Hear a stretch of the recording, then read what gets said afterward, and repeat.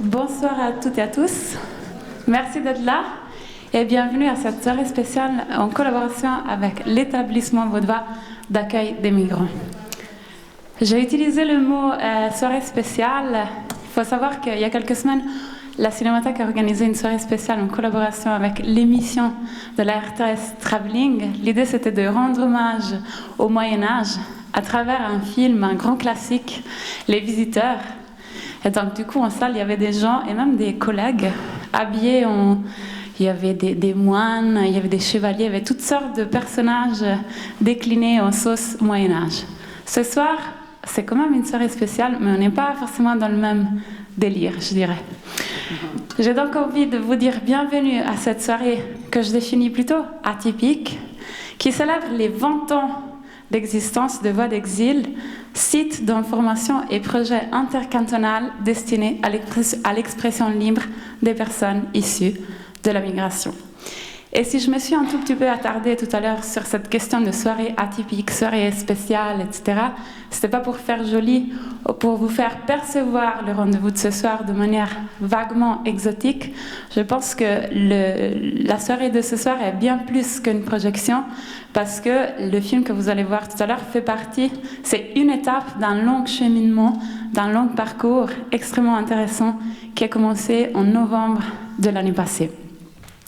C'est là, en fait, où j'ai été pour la première fois à l'EVAM et très vite, je me suis rendu compte que le fait de pouvoir travailler sur un projet avec une classe de français composée par des personnes issues de la migration, c'était vraiment une occasion à ne pas louper, surtout parce que j'étais confrontée à un espace d'échange, surtout aussi très enrichissant, où on pouvait remettre en discussion le cinéma et plein d'autres thématiques. La bonne nouvelle ce soir est qu'une partie des personnes qui ont pris part à ce projet, qui s'appelle Cinéma d'Exil, sont là ce soir et je trouve avec beaucoup de courage vont vous en dire plus concernant ce périple. Donc, on va vous voler un tout petit peu de votre temps avant de passer à la projection, mais croyez-moi, ça en vaut la peine. J'invite alors sur scène le responsable de la rédaction de Voix d'Exil, Omar Odermatt, pour starter cette soirée atypique. Bonsoir Omar. Bonsoir Jordana. Alors, je te laisse la scène. Tu me laisses la scène, oui. On l'a bien négocié. Très bien. Bonsoir à toutes et à tous. Quelle émotion déjà de vous retrouver toutes et tous réunis ici. C'est comme une tranche de vie qui est là avec moi. Porter la voix des personnes migrantes dans l'espace public suisse. Telle est la mission fondamentale que poursuit Voix d'Exil depuis 20 ans. Et oui, déjà 20 ans que ce média d'information destiné à l'expression libre des personnes migrantes traite et documente la réalité de l'asile du point de vue des personnes migrantes. C'est son ancrage dans le monde de l'asile et de la migration et ce pont que crée Voix d'Exil avec la société qui constitue la particularité de notre média. Fruit d'un partenariat entre 3 cantons romans, Vaud, Valais et Neuchâtel, Voix d'Exil publie des contenus multimédia en français, en anglais et en arabe sur son site internet voixdexil.ch. Voix d'Exil a revêtu passablement de formes différentes durant son existence. Déjà, à sa naissance, en 2001, il portait le nom Le Requérant et c'était un journal. Puis, en 2010, il devient le blog Voix d'Exil.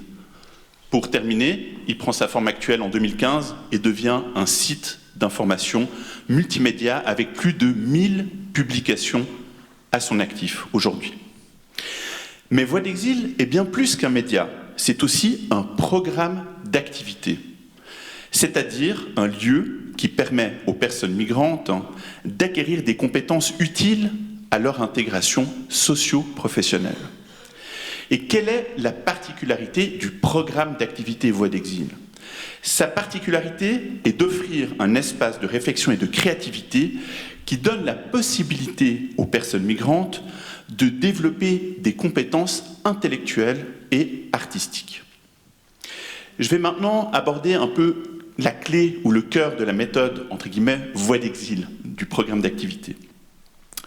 Voix d'Exil permet à la fois d'acquérir des compétences spécifiques, c'est-à-dire par exemple améliorer son français, mais aussi des compétences dites transversales, que l'on peut définir comme des savoir-être ou des compétences informelles transférables dans différents domaines d'activité professionnelle, mais également privés. C'est donc en pratiquant et en se formant au journalisme à Voix d'Exil que les rédactrices et les rédacteurs acquièrent ces fameuses compétences transversales. Par exemple, mener une interview avec quelqu'un qu'on ne connaît pas, c'est se dépasser et aller à la rencontre de quelqu'un. Par exemple, écrire des articles permet de structurer sa pensée.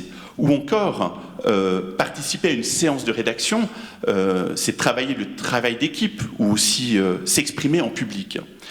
Ainsi, du point de vue pédagogique, la pratique du journalisme permet d'acquérir ces compétences transversales utiles à l'insertion socio-professionnelle des rédacteurs et rédactrices, bien que, dans leur majorité, ils n'intégreront jamais à la fin le monde du journalisme. Voix d'Exil est aussi pour moi ce que j'appelle un programme entre guillemets modulaire. Qu'est-ce que j'entends par là? Voix d'Exil se nourrit aussi des nombreuses compétences que lui apportent les rédactrices et les rédacteurs, ce qui fait en fait toute sa richesse et son originalité. C'est un programme modulaire car il est suffisamment ouvert pour permettre à tout à chacun de mettre en valeur ses compétences et aussi de trouver sa place en son sein. Donc si l'on veut, Voix d'Exil à la fois, on l'a bien compris, offre des compétences, mais aussi se nourrit des compétences des personnes qui l'habitent. Ainsi, l'existence même de Voix d'Exil permet de rompre avec un préjugé qui colle à la peau des personnes en procédure d'asile. Il y a une croyance répandue que les personnes en procédure d'asile qui arrivent en Suisse n'ont pas de compétences, ce qui est faux. Ces personnes ont besoin d'un espace pour développer leur potentiel intellectuel et créatif qui bénéficiera in fine à la société d'accueil dans son ensemble. Et pour incarner mon propos, j'ai maintenant le plaisir d'accueillir Kirtigan Sivakumar, ancien rédacteur de Voix d'Exil.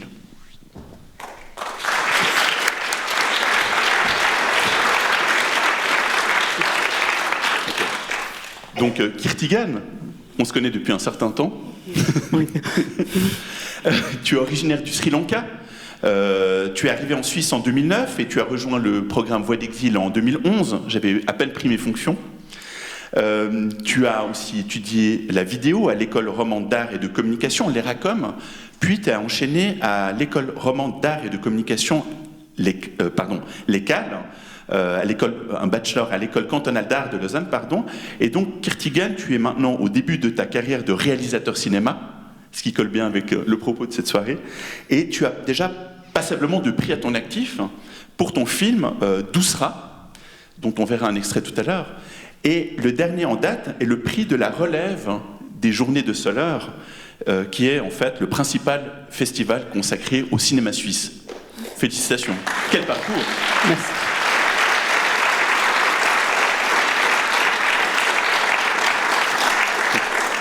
Un titre d'aparté, c'est vrai que Kirtigan, quand il est arrivé à sa première rédaction, je me rappelle, il me regardait avec des grands yeux, en fait, il ne parlait pas français.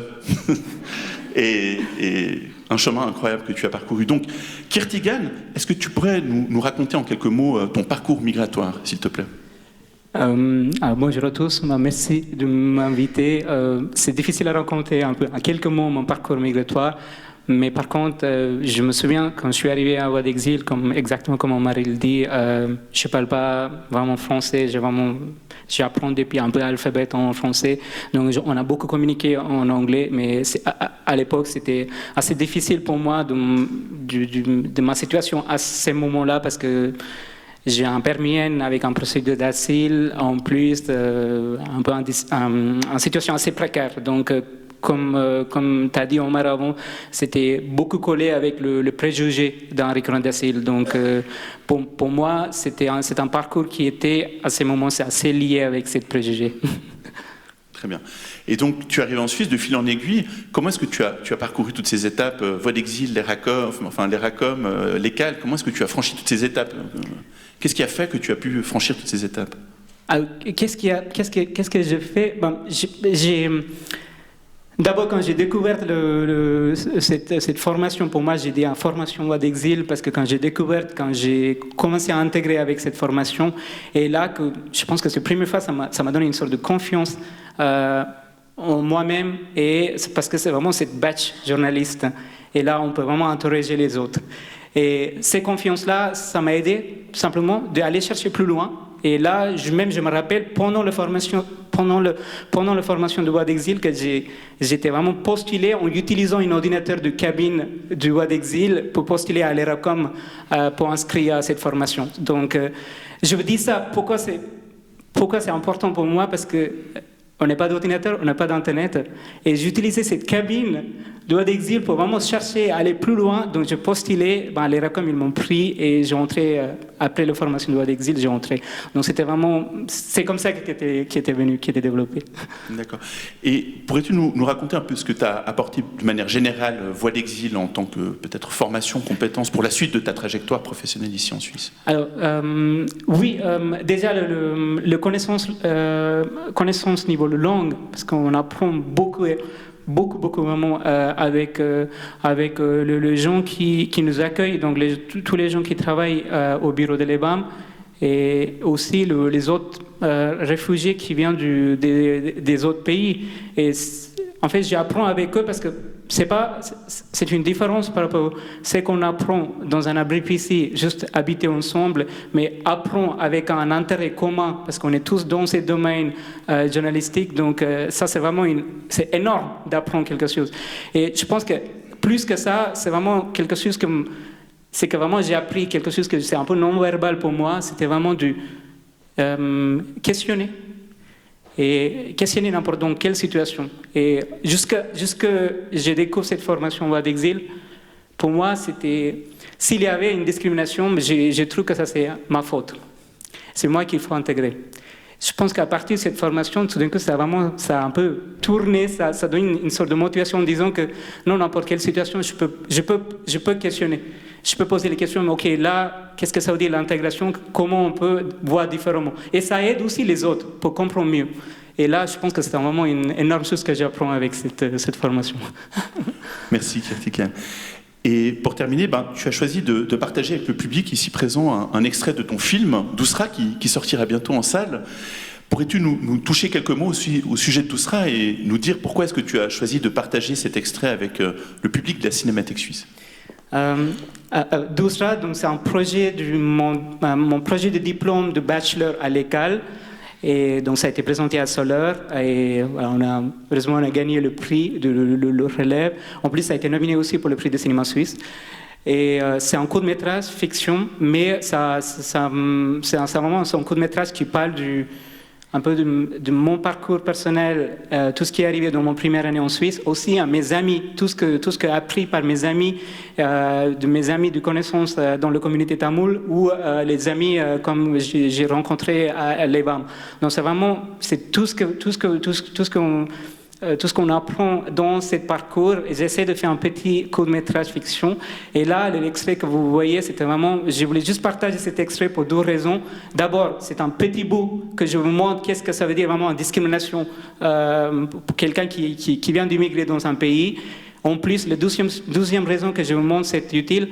En fait, ça, on est tous vécu. Je pense qu'on est tous victimes. Mais par contre, c'est vraiment grâce à une formation, comme tu dis, dans ce domaine artistique et dans cette communication, mais grâce à vraiment plein de formations que j'ai appris, cette manière-là comme voix d'exil, maintenant j'arrive à au moins un peu transmettre cette vécu par utiliser cet outil de cinéma, à utiliser cet outil de l'audiovisuel. Donc pour ces deux raisons-là, je vais vous montrer cet extrait. Merci infiniment. Donc, Dousra, à voir à partir... Il sort le 16 juin, hein, c'est ça? Alors, Dousra, oui, c'est une présentation... C'est la première présentation à Lausanne, 16 juin. C'est une soirée d'appartenance. Je pense qu'entre vous, vous connaissez aussi cette association Appartenance. Je travaille aussi en tant qu'interprète, donc c'est l'Appartenance qui a pris ces films pour montrer à Pathé Galerie à Cinéma. Donc, 16 juin, si vous êtes libre, dispo, vous pouvez venir voir ce film de 29 minutes. C'est un court-métrage, mais je pense que voilà, j'espère que ça vous plaira. Merci infiniment, Kertigan, pour ton témoignage. Et on regarde l'extrait de Dousra. Merci. Alors, on est ici ce soir pour les 20 ans de Voix d'Exil, et pour célébrer dignement cet anniversaire, Voix d'Exil a réalisé un projet original et novateur en partenariat avec la Cinémathèque suisse et une classe de français de l'EVAM. Et ce soir, nous allons clore cette expérience culturelle avec vous. Ce projet porte le nom de Cinéma d'Exil, et son fil rouge est à l'image de Voix d'Exil. Donner aux personnes migrantes la possibilité de s'exprimer librement. Qu'est-ce donc ce projet ? Cinéma d'Exil est une carte blanche donnée à une classe de français de l'EVA par la Cinémathèque suisse. La mission de la classe a été de choisir démocratiquement le film qui sera projeté ici dans un instant. C'est ainsi que, durant près de 2 mois, les membres de la classe de français ont eu l'occasion d'échanger autour du 7e art afin de proposer un film de leur choix au public suisse. À l'issue du processus, les élèves de français ont soumis 4 films à la Cinémathèque qui a procédé à la sélection finale. Et la Cinémathèque a sélectionné le film Sœurs d'âme de Caroline Fourest, car c'est le film qui a réuni le plus de voix au sein de la classe, et également ce film était disponible auprès d'un distributeur. Cette plongée dans le monde du cinéma a soulevé de nombreuses questions au sein des membres du projet. Les personnes migrantes sont-elles confrontées à un cinéma réellement différent du cinéma auquel nous sommes habitués ici en Suisse? Et aussi, surtout, quel est le message que ces personnes souhaitent transmettre à vous, le public suisse? Et pour mettre en perspective ces questions, je m'adresse maintenant à Jordana Lang, qui est médiatrice culturelle ici à la Cinémathèque suisse et qui a suivi de près ce projet durant ces longs mois. Jordana, pourquoi est-ce que la Cinémathèque s'est-elle engagée dans ce projet ? La Cinémathèque, ça fait un moment maintenant qu'elle cherche et elle développe des projets de médiation culturelle. Et l'idée est aussi de trouver un peu des démarches et des sensibilités différentes vis-à-vis du 7e art et de les mettre en œuvre. Donc, ce qui se passe après ça, c'est aussi l'idée de développer la participation et l'intégration des nouveaux spectateurs et d'essayer peut-être aussi de les mélanger aux spectateurs qui ont l'habitude normalement d'occuper nos salles. Et sauf erreur, c'est ce qui se passe ce soir et ça fait très plaisir. Très bien. Et à la Cinémathèque, qu'est-ce qui vous a particulièrement intéressé avec ce projet ? Si la médiation culturelle a comme un des objectifs de laisser émerger la parole singulière de chacun et chacune à partir ou à travers une œuvre artistique, le fait de pouvoir mettre en place, ce que je disais un peu dans l'introduction, un espace d'échange, un espace un peu expérimental aussi, ça nous a paru vraiment comme une occasion à ne pas louper. Et surtout, c'est une démarche qui se fait en français, rigoureusement en français, dans une classe de français, dans une langue donc qui n'est pas du tout la langue maternelle des personnes avec lesquelles on avait les discussions, chose qui a rendu cette démarche encore plus intense quelque part et davantage intéressante. Très bien, pour terminer, que cherchez-vous à travers cette collaboration avec Voix d'Exil et l'EVAM ? Ce projet nous a sincèrement titillé parce que l'idée c'était de donner accès direct au cinéma à une classe de l'EVAM, donc en offrant la possibilité de participer au monde culturel suisse en qualité de programmateur et programmatrice juste le temps d'une soirée. Et surtout, on pense souvent que les bénéficiaires de ce genre de projet, c'est le public. Et puis on ne se rend pas compte qu'en réalité, nous aussi, qu'on fait partie du processus, qu'on participe, qu'on échange, qu'on écoute et surtout qu'on absorbe pas mal de choses qu'on n'avait pas forcément pensé pouvoir absorber, on apprend davantage. Merci infiniment, Jordana, pour ton éclairage.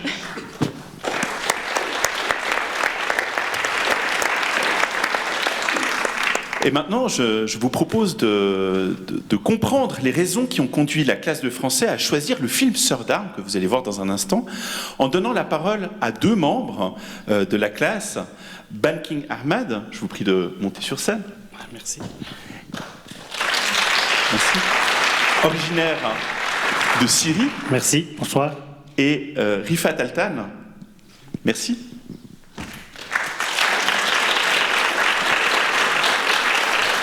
Donc, originaires de Turquie, donc 2 membres de la classe de français qui ont choisi le film que vous allez voir dans un instant. Bonsoir. Donc, Bankin, Oui. Je vais commencer par te poser une question. D'accord. Pourquoi as-tu proposé le film Sœurs d'armes à ta classe de français? Parce que c'est toi qui as proposé ce Oui. film. Bonsoir. J'ai choisi ce film pour plusieurs raisons. La première chose, ce film est en ligne avec mon vécu. J'ai eu des témoignages des femmes yézidis. Yézidis, c'est une minorité ethnique qui était persécutée par Daesh.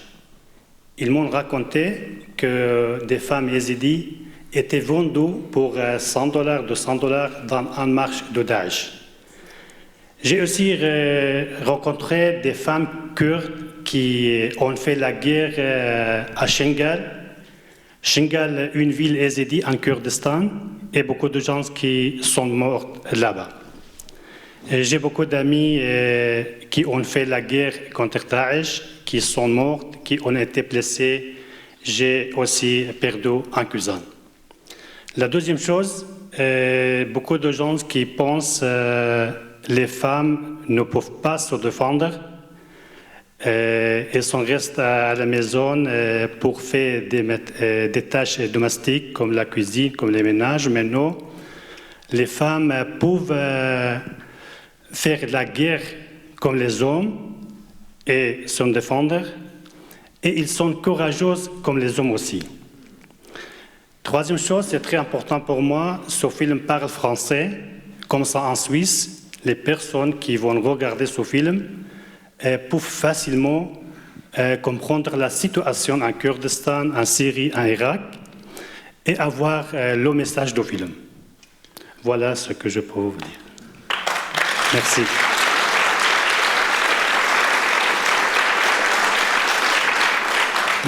Merci infiniment pour ton éclairage, Merci Bankin. beaucoup. Et maintenant, je vais passer la parole à Rifat Altan. Rifat Altan, il y avait plusieurs films à choix. Et pourquoi est-ce que tu as choisi ce film parmi tant d'autres? Merci et bonne soirée à tous. J'ai aussi voté pour ce film. Tout d'abord, pour montrer le rôle des Kurdes en Syrie dans la guerre contre Daesh. Et aussi pour sensibiliser le public suisse à la situation des Kurdes en Syrie. En effet, ce sont les Kurdes qui ont combattu Daesh sur le terrain avec courage. Ils ont subi beaucoup de pertes et de blessés. Ils ont été les plus fidèles partenaires de la coalition internationale. Et on leur avait promis un statut politique que leur serait accordé après la guerre.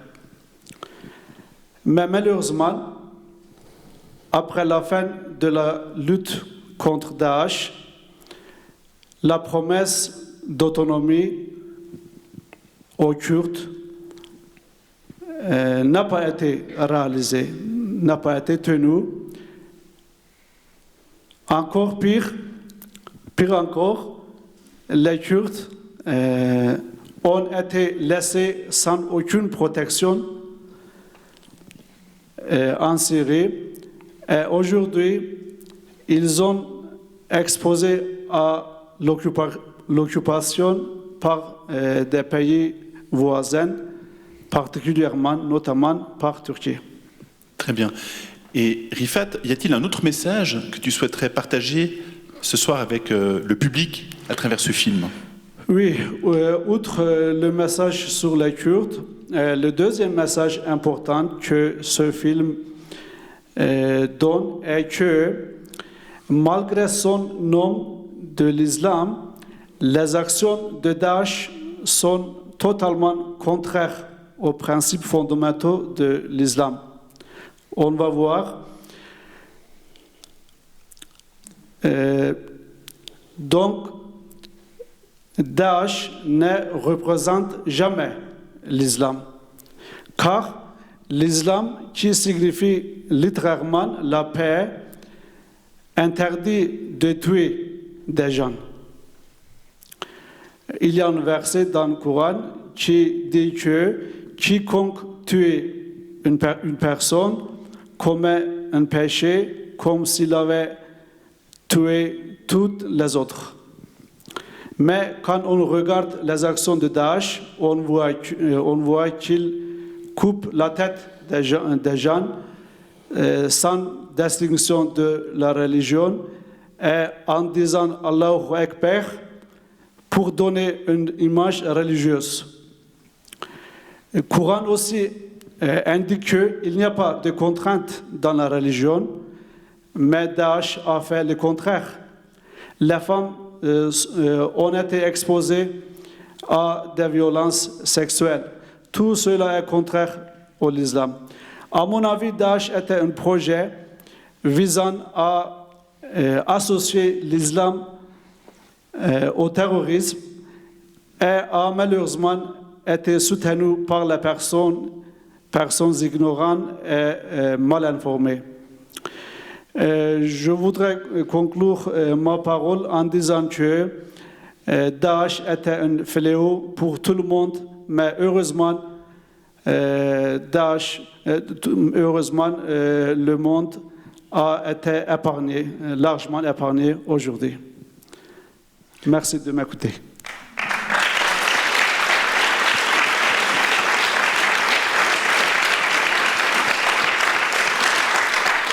En tout cas, merci infiniment à Banking et Rifat pour vos interventions. Merci beaucoup. Sans aucune note. Super. Merci.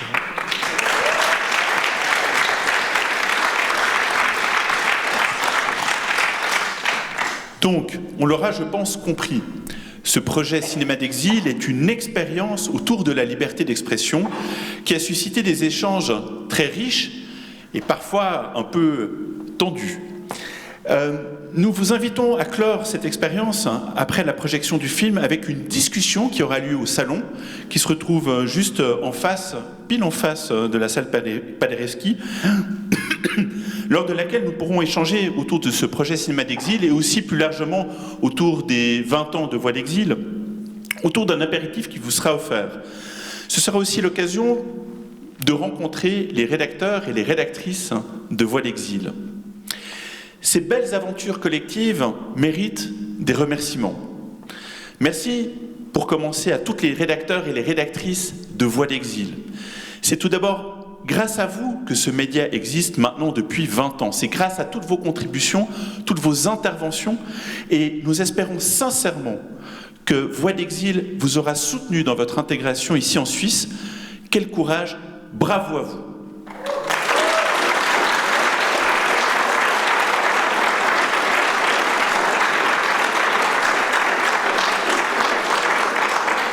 Un grand merci également aux partenaires de Voix d'Exil. Je pense évidemment aux 3 cantons qui soutiennent ce projet rempli de sens et d'humanité. Merci à l'établissement vaudois d'accueil des migrants, au bureau cantonal de l'intégration, au service de l'action sociale du Valais, à Espace du canton de Neuchâtel pour leur soutien depuis tant d'années. Un grand merci à Rifat Altan et Bankin Ahmad ainsi qu'à toute la classe de français qui a participé au projet Cinéma d'Exil. C'est grâce aussi à l'encadrement et à l'accompagnement qui a été donné par Cécile Miotte, professeure de français à l'EVAM, Jordana Lang, médiatrice culturelle à la Cinémathèque, et Guillaume Stern, coordinateur de l'événement, qui est également civiliste à Voix d'Exil et qui a fourni un travail juste énorme. Pendant des mois, il a travaillé sur cet événement de ce soir et je pense qu'on peut vraiment les applaudir.